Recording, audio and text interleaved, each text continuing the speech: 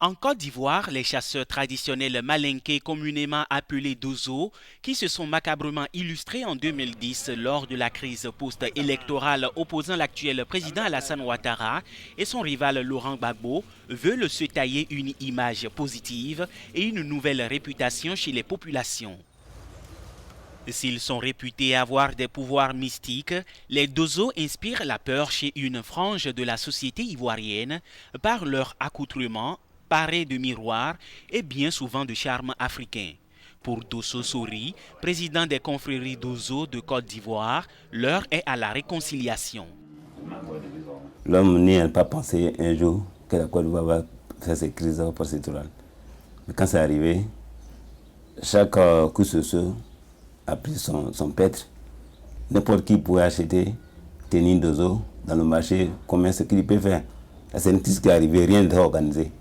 Donc quand ça vient comme ça, chacun peut se permettre à faire tout. Je n'ai pas dit que les Dozo ne sont pas menés de la crise, hein, je ne peux pas dire ça. Plus jamais ça en Côte d'Ivoire, plus jamais ça dans notre pays. Je voulais demander pardon. Aujourd'hui, pour éviter de tels actes dans le futur, les Dozo ont décidé dans un premier temps de se faire identifier.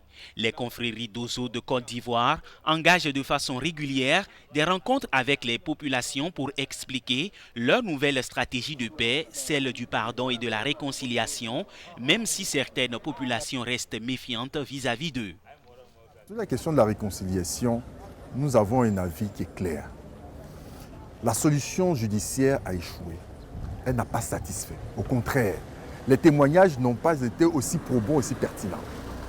Les avis des uns des autres ne peuvent pas tenir lieu de preuve. Aujourd'hui, qui d'entre nous serait capable, devant un magistrat sérieux, de pouvoir donner témoignage de ce qui s'est réellement passé? Environ 41 000 Dozo sont répartis à travers le pays. Pour certains experts, si l'État ivoirien ne fait rien pour formellement identifier et régulariser la situation des Dozo, il pourrait constituer une source énorme de mercenaires en cas de conflit dans le pays.